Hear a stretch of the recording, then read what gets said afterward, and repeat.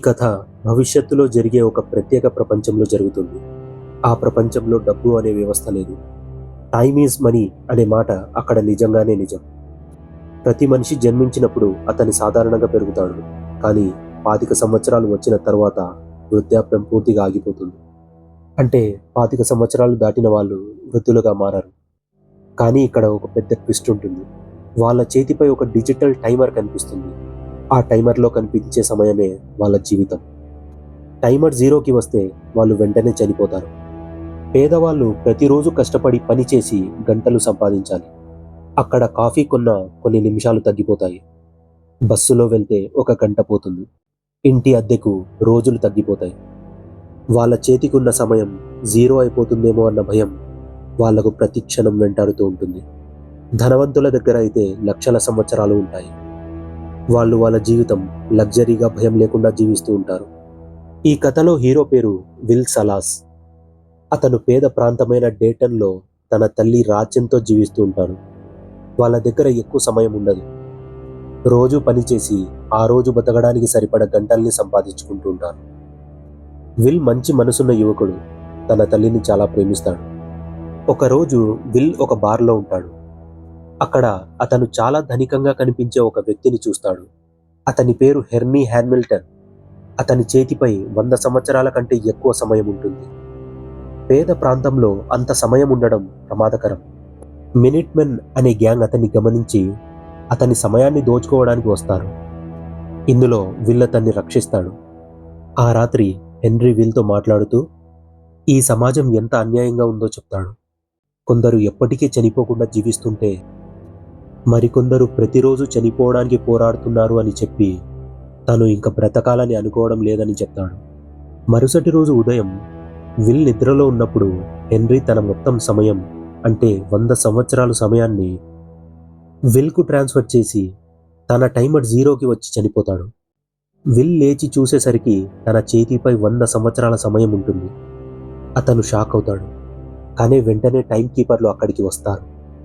వాళ్ళ leader Raymond Leone. Henry మరణం అనుమానాస్పదంగా ఉందని విల్పై ఒక కన్నేసి ఉంటాడు.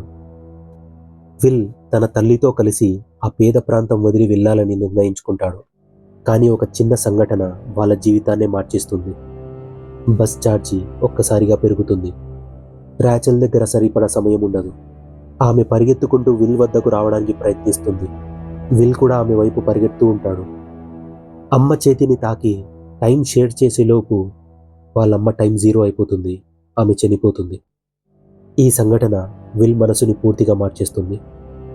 విల్ నిర్ణయించుకుంటాడు ఈ అన్యాయ వ్యవస్థని కూల్చేయాలి అని. తన దగ్గర ఉన్న 100 సంవత్సరాల సమయంతో ధనిక ప్రాంతమైన న్యూ గ్రీన్విచ్కి వెళ్తాడు.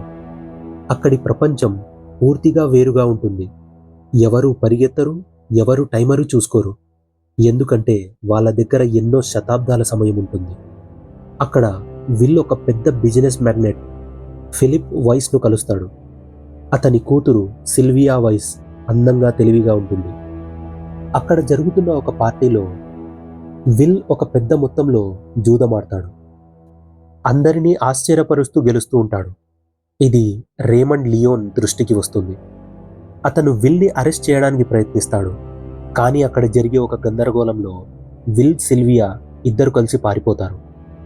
విల్ ఆమెను ఒక హాస్టేజ్లా తీసుకెళ్తాడు. కానీ కొంతసేపటికి సిల్వియా కూడా ఈ వ్యవస్థపై సందేహాలు కలిగి విల్ వైపు తిరుగుతుంది. ఇద్దరు కలిసి టైం బ్యాంకులను దోచుకోవడం ప్రారంభిస్తారు. దోచుకున్న సమయాన్ని పేద ప్రాంతంలో ప్రజలకు పంచిపెడుతూ ఉంటారు. ఒక్కసారిగా పేదవాళ్ళ చేతుల్లో సంవత్సరాలు వచ్చి పడతాయి. అక్కడ ఉన్న ప్రజలు ఒక్కసారిగా భయం లేకుండా జీవించడం మొదలు పెడతారు. రేమండ్ లియోన్ వాళ్ళని పట్టుకోవడానికి తన ప్రాణాలనే అడ్డం పెడతాడు. చివరికి ఒక రేస్లో అతని టైమర్ కూడా తగ్గిపోతుంది. ఇతరుల సమయాన్ని కంట్రోల్ చేసే అతడే తన సమయం పూర్తయ్యడంతో చనిపోతాడు. క్లైమాక్స్లో విల్ ఇంకా సిల్వియా ఒక పెద్ద టైం స్టోరేజ్ సెంటర్లోకి చొరబడి లక్షల సంవత్సరాల సమయాన్ని ప్రజలకు రిలీజ్ చేస్తారు. అక్కడ ఉన్న సిస్టమ్ మొత్తం డిస్టర్బ్ అయిపోతుంది. ధనిక వాళ్ళు భయపడతారు. పేదవాళ్ళు స్వేచ్ఛగా అనుభవిస్తారు. చివరి సీన్లో విల్ ఇంకా సిల్వియా మరో పెద్ద టైం బ్యాంక్ వైపుకి పరిగెత్తుతూ ఉంటారు. ఈ పోరాటం ఇప్పుడే మొదలైందని చూపిస్తూ సినిమాని ముగిస్తాను.